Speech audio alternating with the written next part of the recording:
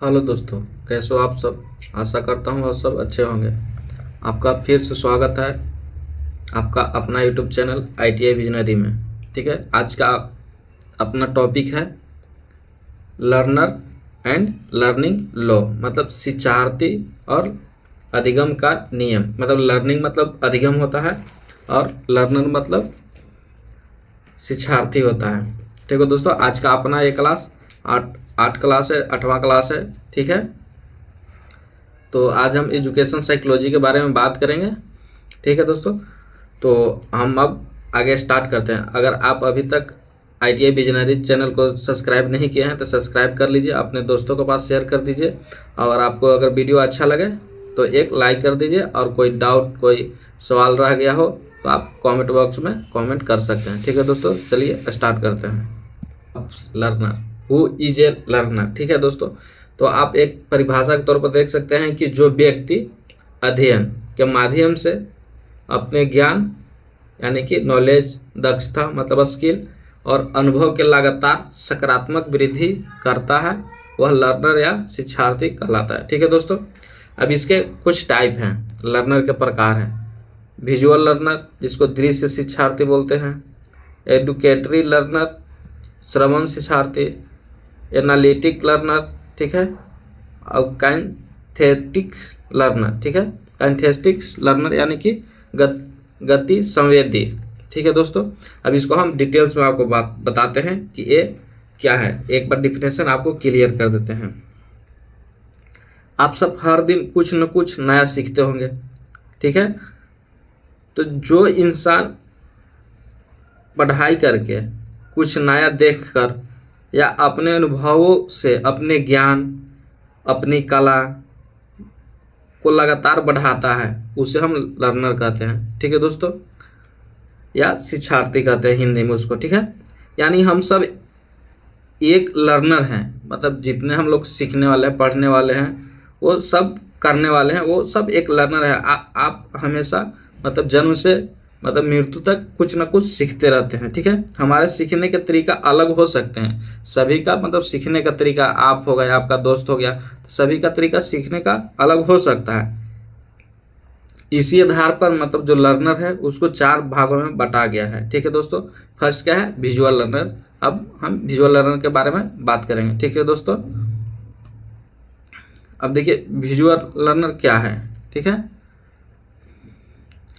तो आप देख सकते हैं ऊपर।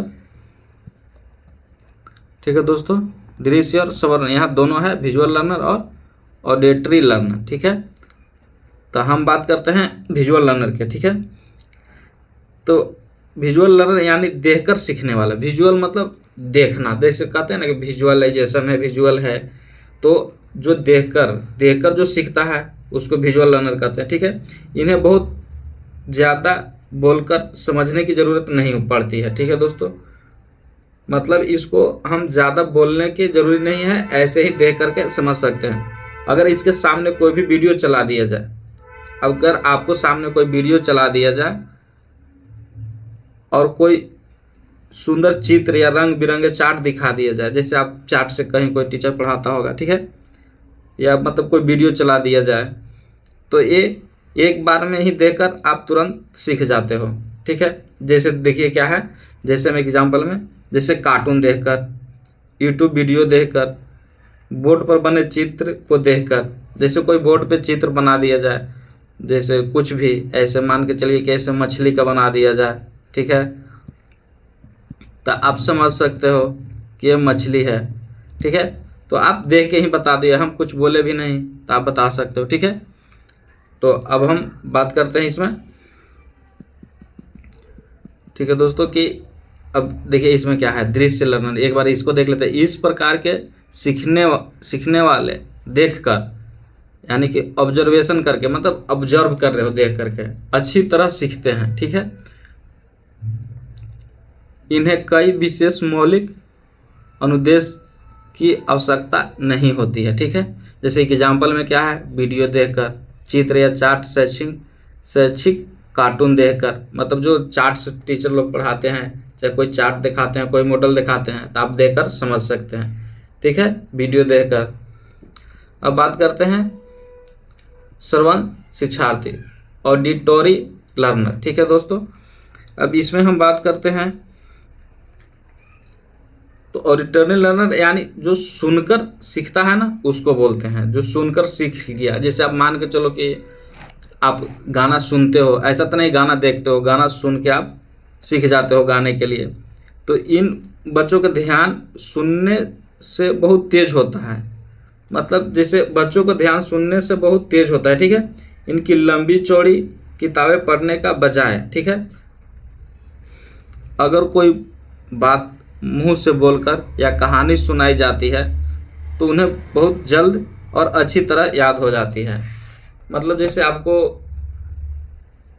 हम कहानी सुना दें शॉर्ट में तो आप मतलब जल्द समझ जाएंगे। अब एक कहानी पढ़ने के लिए आपको पूरा उसको पढ़ने पड़ेंगे और उसको सारांश में मतलब छोटे में हम कहानी समझा दें तो आप जल्दी समझ जाओगे। तो यानी कि सुनकर, ठीक है। आप जैसे अब कोई महाभारत आप देखो और अगर कोई महाभारत सुना दे या पढ़ो महाभारत तो देखो कितने बड़ा है महाभारत, ठीक है। तो अगर आप सुन करके कोई बता दे तो आप उससे मतलब जल्दी अच्छे से समझ सकते हो, ठीक है। तो अब इसमें बात करते हैं कि क्या है, ठीक है। इस प्रकार के सीखने वाले सुनकर बेहतर ढंग से ज्ञान अर्जित करते हैं, ठीक है दोस्तों। इन्हें लिखित अनुदेश के स्थान पर स्पष्ट मौखिक अनुदेश की अधिक आवश्यकता होती है, ठीक है दोस्तों। एग्जाम्पल में कहानी सुनकर, मौखिक व्याख्यान, किताब या संगीत सुनकर, ठीक है दोस्तों। आप समझ गए कि जो सुनकर आप सीखते हो वो ऑडिटोरी लर्नर हो गया, ठीक है, सुनकर सीखने वाला। जैसे मैं और अच्छा सा हम एग्जांपल दें, मतलब घर की, कि जैसे दादा दादी कहानी सुनाते थे पहले बचपन में, तो वो हो गया। आप मेरी बातों को सुनकर आप जो सीख रहे हो वो हो गया। कोई कविता या गाना सुनकर आप याद कर लेते हो, वो हो गया। जैसे किसी भजन को याद कर लिए, आप डेली प्रार्थना करते हो स्कूल में, उसको याद कर लिए, आरती करते हो उसको याद कर लिए, ये सब इसमें आता है। ओके दोस्तों, अब आगे बात करते हैं। आ गया एनालिटिक यानी काइनेस्थेटिक लर्नर, दो हो गया इसमें, ठीक है दोस्तों। मतलब एक विश्लेषणात्मक शिक्षार्थी होता है और एक गति संवेदी शिक्षार्थी होता है, ठीक है। अब इसके हम बात करते हैं।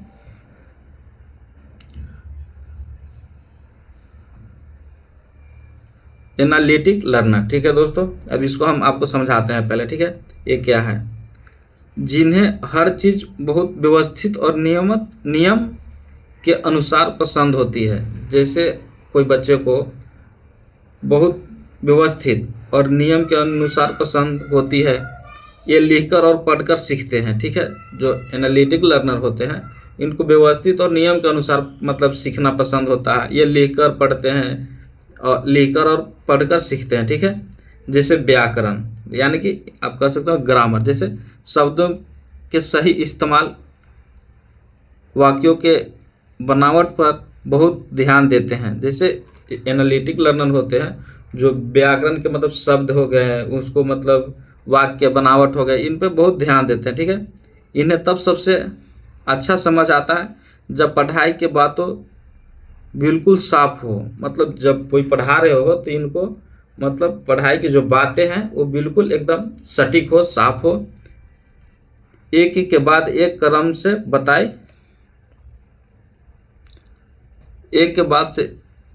गई और पढ़ाई का उद्देश्य स्पष्ट हो। ओके दोस्तों, जैसे इसके हम एग्जाम्पल में बात करें तो देखते हैं। जैसे कि नियमों को समझकर व्याकरण सीखना, मतलब नियम को समझकर व्याकरण सीखना और क्रमबद्ध नोट्स बनाना या कहानी लेखन करना, ठीक है दोस्तों। इसे ये शिक्षार्थी लिखकर एवं पढ़कर सीखते हैं। भाषा के विस्तार, व्याकरण एवं व्यवस्थित नियमों के और शब्दों पर ध्यान केंद्रित करते हैं। जैसे में वस्तु, क्रमबद्ध सूचना, अनुदेश एवं कहानी लेखन का स्पष्ट उद्देश्य है, ठीक है दोस्तों।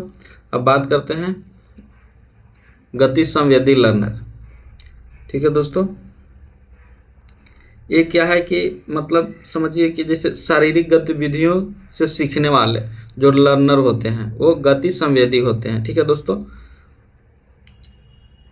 ये बच्चे के एक जगह चुपचाप बैठकर नहीं सीख सकते हैं। ये जो इसमें जो बच्चे आते हैं, स्टूडेंट आते हैं, वो जो एक जगह चुपचाप बैठकर नहीं सीखते हैं। ठीक है, इन्हें खुद अपने हाथों से काम करना पसंद आता है। जो काइनेस्थेटिक लर्नर है, जो इनको खुद अपने हाथों से काम करना पसंद आता है। ये चीज़ों को छूकर, उनका उपयोग करके, मतलब एक्सपेरिमेंट करके, महसूस करके सीखते हैं।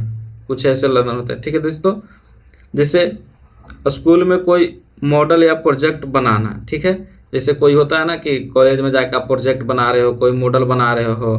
ठीक है दोस्तों, खेल कूद से सीखना, जैसे खेलते खेलते कोई चीज़ सीखना,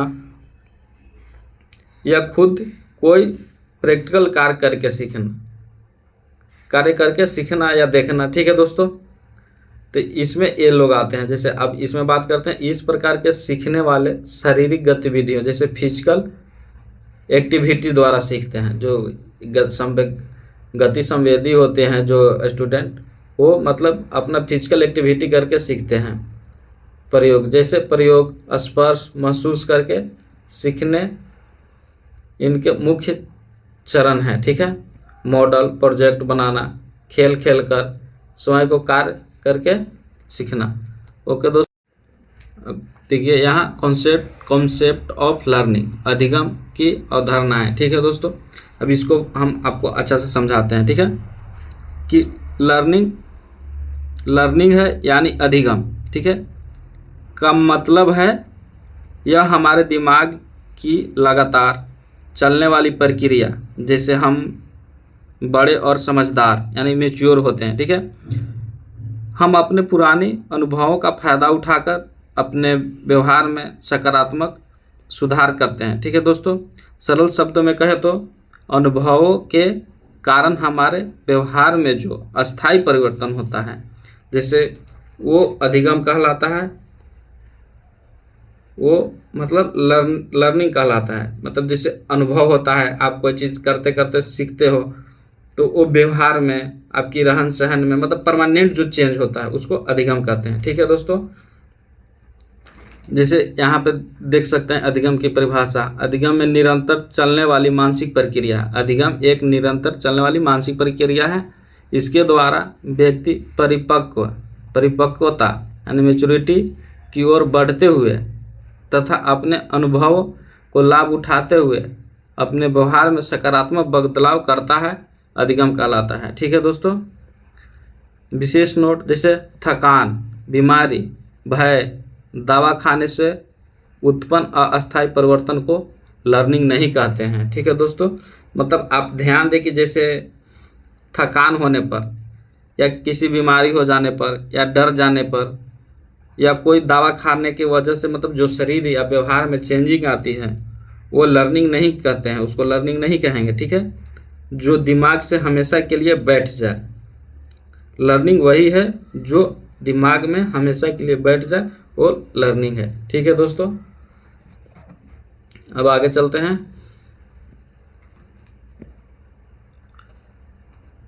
वैज्ञानिकों के प्रमुख कथन, मतलब लर्निंग पे वैज्ञानिकों ने क्या क्या कहा। ठीक है दोस्तों, एक वैज्ञानिक थे गेट्स के अनुसार अनुभव द्वारा व्यवहार में लाया गया प्रत्येक सकारात्मक परिवर्तन ही अधिगम कहलाता है। अब एग्जाम में आ जाएगा कि गेट्स ने मतलब अधिगम को क्या कहा, लर्निंग को क्या कहा। तो अनुभव द्वारा मतलब आपको अंदर सकारात्मक परिवर्तन जो आ रहा है वो अधिगम है। ठीक है दोस्तों, दूसरा वैज्ञानिक थे ये वुडवर्थ। ठीक है,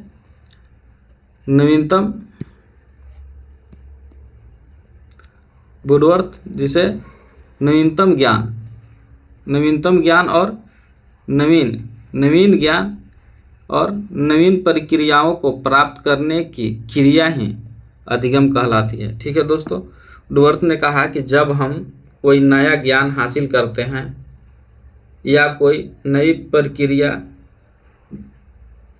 देना सीखते हैं तो वही सीखने की असली प्रक्रिया है, यानी कि वही अधिगम है। ठीक है दोस्तों, जैसे ये अच्छा ने कहा वुडवर्थ ने कि जब हम कोई नया ज्ञान हासिल करते हैं या कोई नई प्रक्रिया देना सीखते हैं तो वही सीखने की असली प्रक्रिया है। ठीक है, एक वैज्ञानिक थे क्रो। ठीक है दोस्तों, उनके अनुसार क्या है कि अपनी अच्छी आदतें को बताना। ठीक है, उनके अनुसार अपनी सीखना, आदतों और ज्ञान के सकारात्मक प्रवृत्तियों का अर्जन है। ठीक है, मतलब आसान भाषा में कहे तो अपनी अच्छी आदतों को बनाना, ज्ञान को बढ़ाना और जीवन के प्रति एक सकारात्मक नजरिया पाना ही अधिगम है। ठीक है दोस्तों, अब बात करते हैं आगे। आपको अगर वीडियो अच्छी लग रही है तो अपने दोस्तों को पास शेयर कर दीजिए। ठीक है, और एक लाइक कीजिए, और कोई आपको डाउट रह गया, कोई भी क्वेश्चन है तो आप कमेंट बॉक्स में कमेंट कर दीजिए। अगर आपको इसका क्लास का PDF चाहिए तो आप जाके डिस्क्रिप्शन में टेलीग्राम लिंक दिया है, वहाँ जाकर ज्वाइन कर लीजिए, आपको वहाँ से PDF मिल जाएगी। ठीक है दोस्तों, आप हमें सपोर्ट कीजिए, आपको इसी तरह से आगे भी क्लास मिलता रहेगा। ठीक है दोस्तों, अब आगे बात करते हैं लॉ ऑफ लर्निंग। ठीक है दोस्तों, सीखने का नियम। ठीक है, तो लॉ ऑफ लर्निंग क्या है? Law of readiness. ठीक है दोस्तों, मतलब तत्परता का नियम। ठीक है, तत्परता का नियम। ठीक है, इसमें क्या है, यह नियम लेसन प्लान के पहले चरण में प्रयुक्त होता है। ठीक है दोस्तों, आप लेसन प्लान जान रहे होंगे, उसके पहले प्रयुक्त होता है। विद्यार्थी तभी सीखता है जब वह मानसिक रूप से सीखने के लिए पूरी तरह तैयार हो। ठीक है दोस्तों, मतलब इसको हम आसान भाषा में आपको समझाएं तो तत्परता का नियम, बच्चों यानी स्टूडेंट जब क्लास में नया पाठ शुरू करते हैं तो सबसे पहले यह देखता हूँ कि आप सब मानसिक रूप से पढ़ने के लिए तैयार हैं। ठीक है, मतलब कोई टीचर जब क्लास में आता है तो सबसे पहले यही देखता है कि जो क्लास में बच्चे बैठे हैं वो मानसिक रूप से सीखने के लिए, पढ़ने के लिए तैयार तो हैं। अगर आप मन ग्राउंड में खेलने का है, जैसे आपका मन अभी ग्राउंड में खेलने का है और आप ज़बरदस्ती पढ़ाऊंगा आपको तो आप नहीं सीख पाएंगे। ठीक है, विद्यार्थी तभी सीख सकता है जब वह अंदर से सीखने के लिए पूरी तरह से तैयार एवं उत्सुक हो, मतलब उसको इच्छा हो। ठीक है दोस्तों, अब दूसरा बात करते हैं लॉ ऑफ पर्पस।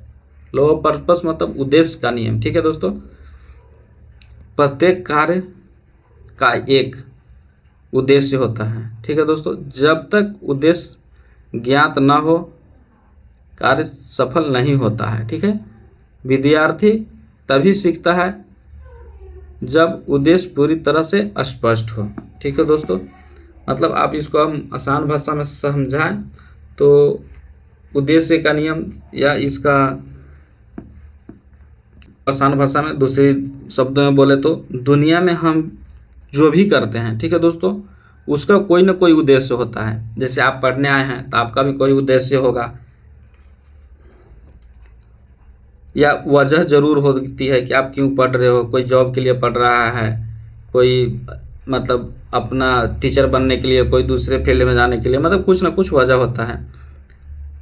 जब तक हमें ये नहीं पता होता है कि हम कोई काम क्यों कर रहे हैं, ठीक है दोस्तों, आप मतलब जैसे पढ़ रहे हैं तो आप क्यों पढ़ रहे हैं, तब तक हमें उसमें मन लगाकर नहीं कर सकते हैं। मतलब उसमें हम उतना मन लगाकर नहीं कर सकते हैं। जैसे आप क्रिकेट मैच खेल रहे हैं कहीं, तो आपका उद्देश्य क्या रहता है कि हमको मैच को जीतना है, तो आप कितने मन से खेलते हो। ठीक है, वैसा ही ठीक वैसा ही है छात्र की पढ़ाई का उद्देश्य साफ साफ पता होना चाहिए। ठीक है दोस्तों, जैसे हम पढ़ रहे हैं, चाहे हम पढ़ रहे हैं, तो हमें पता होना चाहिए कि मेरा उद्देश्य क्या है, तो आप बहुत बेहतरीन तरीके से सीखते हैं। ठीक है दोस्तों, अब तीसरा नियम बात करते हैं।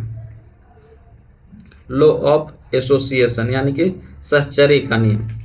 इसको बोले तो नया ज्ञान अर्जित करते ही छात्र तुरंत पूर्व संचित ज्ञान के साथ संबंध जोड़ता है।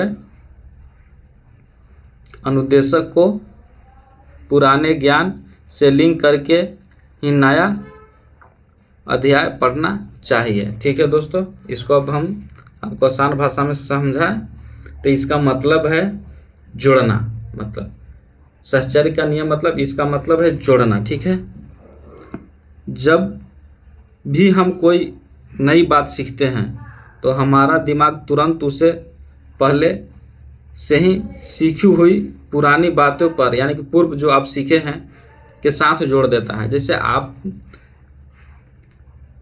कोई चीज़ कोई बोला तो आप मतलब सीख रहे हैं तो आपको पुराने जो सीखे होंगे ज्ञान मिला होगा आप उसको से जोड़ देते हैं। ठीक है, इससे बहुत जल्दी आप याद यानी कि रिकॉल आती है। जैसे आप कोई चीज़ अभी पढ़ रहे हैं, ठीक है, आप अगर आपको बताएं यहाँ कि a+b का होल स्क्वायर क्या होता है तो आपको माइंड में आ जाएगा कि नहीं हम 10th में भी पढ़े थे ये। ठीक है दोस्तों, तो वो आपको रिकॉल हो जाता है यानी कि आपको याद ज़्यादा होगा। ठीक है, इसलिए शिक्षक को तौर पर हमें हमेशा नई बात को आपके पुराने ज्ञान से लिंक करके पढ़ाते हैं। ठीक है, मतलब कोई भी टीचर होता है ना आपको, तो वो पुरानी बात को आपको से लिंक करके इसीलिए पढ़ाता है कि ताकि आपको आसानी में समझ आए, अच्छे से समझे, अच्छा से आपको याद हो। ठीक है दोस्तों, समझ में आ रही है आप सभी को? तो एक लाइक कर दीजिए, कोई राय है तो कमेंट कर दीजिए। ठीक है दोस्तों, और चैनल को सब्सक्राइब करके ही जाइएगा। ओके दोस्तों, अब आ गया लॉ ऑफ लर्निंग यानी कि भाग दूसरा। ठीक है दोस्तों, लॉ ऑफ सिंगुलरिटी। ठीक है दोस्तों, एकांकी का नियम। ठीक है, इसमें क्या है कि मस्तिष्क एक समय में केवल एक ही जानकारी अच्छे तरह से ग्रहण करता है। ठीक है, इसलिए अनुदेशक को एक समय में केवल एक ही जानकारी देनी चाहिए ताकि ज्ञान अस्थायी हो। ठीक है दोस्तों,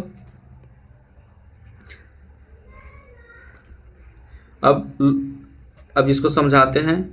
इसका मतलब है एकांकी का नियम कि हमारा यह जो छोटा या प्यारा सा दिमाग है, आपको जो दिमाग है छोटा सा प्यारा सा, वह एक समय में केवल एक ही जानकारी अच्छी तरह से ग्रहण करता है। ठीक है दोस्तों, अगर मैं एक से अधिक आपको गणित या विज्ञान अंग्रेजी सब मिक्स करके पढ़ाऊँ तो दिमाग में खिचड़ी बन जाएगी। जैसे आप एक ही बार में आप फिजिक्स केमिस्ट्री मैथ जो भी है सब पढ़ रहे हैं तो आपको दिमाग में खिचड़ी बन जाएगी, नहीं समझ में आएगी। इसलिए हमें एक समय में केवल एक ही चीज़ पर ध्यान देना चाहिए। ठीक है दोस्तों, दिमाग में हमेशा के लिए यह पक्की हो जाती है। अब आगे बात करते हैं लॉ ऑफ इम्पैक्ट मतलब प्रभाव का नियम। अत्यधिक प्रभाव डालने वाली अवधारणाएं घटनाएं विद्यार्थियों बहुत जल्दी सीख जाते हैं। यह अधिक समय तक मस्तिष्क में स्थायी रहता है। ठीक है दोस्तों, इसको अब बात करते हैं, आसान भाषा में आपको समझाते हैं कि जो बात या जो घटनाएं हमारे ऊपर बहुत गहरा या अनोखा प्रभाव डालती है। जो बात या कोई घटना है जो आपके ऊपर बहुत गहरा या अनोखा प्रभाव डालता है उसे हम बहुत जल्दी सीख जाते हैं और कभी भूलते भी नहीं हैं। जैसे क्लास में किया गया कोई जादुई विज्ञान या कोई प्रयोग या कोई बहुत ही मज़ेदार कहानी, वह हमारे दिमाग को अच्छी तरह मतलब अस्थायी हो जाता है। ठीक है दोस्तों, अब आ जाइए लॉ ऑफ रिकेंसी। ठीक है, न्यायपन का नियम। ठीक है, जो जानकारी जितनी अधिक ताज़ा या नई होती है वह मस्तिष्क में पटल पर उतनी ही अधिक अस्थायी और स्पष्ट रूप से अंकित होती है। ठीक है, जो जानकारी जितनी नई होती है रिसेंट यानी वो हमारे दिमाग में पर्दे पर उतना ही साफ और अच्छी तरह से होती है। जैसे आप अगर एआई के देखो तो आप हर स्टूडेंट के जुबान से सुनो एआई चैट जीपीटी। ठीक है, इसलिए बच्चे को एग्ज़ाम में ठीक पहले हम सब रिवीजन करते हैं ताकि नई नई जानकारी हमें तुरंत याद आ जाए। ठीक है दोस्तों, आप एग्ज़ाम में जाने से पहले कैसे पढ़ते हो वैसा ही। ओके, अब आगे बात करते हैं। तीसरा भाग है इसका। ओके दोस्तों, आप चैनल को सब्सक्राइब कर लीजिए और हमें सपोर्ट कीजिए, आपको ऐसा ही वीडियो मिलता रहेगा। ठीक है, ये लंबी अगर थोड़ी वीडियो हो गई है तो आप थोड़ा सा फास्ट फॉरवर्ड करके देख सकते हो। ठीक है दोस्तों, अब आ गया अभ्यास का नियम, लॉ ऑफ एक्सरसाइज। जब हम किसी कार्य का बार बार अभ्यास करते हैं, ठीक है, तब हम उससे बहुत अच्छे तरह से सीख जाते हैं। मतलब आप बार बार किसी काम को कर रहे हैं तो आप अच्छे तरह से सीख जाओगे। यानी बार बार आवृत्ति करने से छात्र कार्य में पारंगत हो जाते हैं, मतलब एक्सपीरियंस हो जाते हैं, मतलब उसी में एकदम जब कुछ भी पूछो अच्छे से बता देंगे। और अधिगम दीर्घकालीन रहता है, मतलब आप जितना बार मतलब बार बार एक्सरसाइज करो, बार बार उसको करते रहो, सीखने की कोशिश करते रहो, अभ्यास करते रहो, दोहराते रहो, तो आपको बहुत दिन तक आपको मतलब हमेशा के लिए फिक्स हो जाएगा माइंड में। लिखने के नियम भी इससे सहायक है। ठीक है, लिखने के नियम भी इसमें सहायक है। जैसे आप बार बार लिखो तो आपको ऐसा ही याद हो जाएगा कोई चीज़। ठीक है, और बहुत लंबे समय तक ये ज्ञान आपको माइंड में बना रहेगा। ठीक है दोस्तों, लॉ ऑफ सटिस्फिकेशन, ठीक है, संतोष का नियम। यदि कोई कार्य पूरा करने पर संतोष या प्रसन्नता, ठीक है, का अनुभव होता है तो उसे करने की इच्छा बढ़ती है। ठीक उसी प्रकार अधिगम में संतुष्टि मिलती है तो छात्र सीखने के लिए रुचि और निरंतर बनी रहती है। ठीक है दोस्तों, इसको हम समझाते हैं कि सोचो जब आप कोई अच्छा काम करते हो, ठीक है दोस्तों, या सही जवाब देते हो और कोई आपको शाबाशी देता है। जैसे आप क्लास में कोई टीचर आपसे पूछे कोई क्वेश्चन और किसी ने नहीं बताया, कोई एक ने बताया और बताता है तो मास्टर उसको शाबाशी देता है, कंधे पर हाथ रख के बोलता है, ठीक है, स्टार देता है, मतलब आपको मतलब गुड, वेरी गुड बोलता है, तो आपको ऐसे शाबाशी मिलता है। ठीक है, आपको अंदर से खुशी मिलती है, संतोष मिलता है।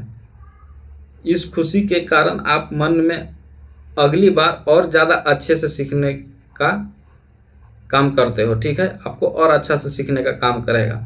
यानी सीखने में जब आप तक मतलब सीखने में आपको अगर मज़ा आ जाए, संतुष्टि मिल जाए, तो समझो कि आपको बहुत अच्छा से समझ गए। अगर मज़ा ना आए, संतुष्टि नहीं आए, तब आप छात्र का मन में नहीं लगेगा। मतलब आपको अगर सीखने में मज़ा नहीं आया, संतुष्टि नहीं मिला, तो वो आपको याद नहीं रहेगा आपको।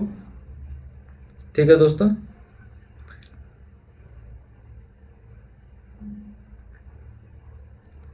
ठीक है दोस्तों, अब मिलते हैं नेक्स्ट क्लास में। ठीक है, अब थैंक यू फॉर वाचिंग।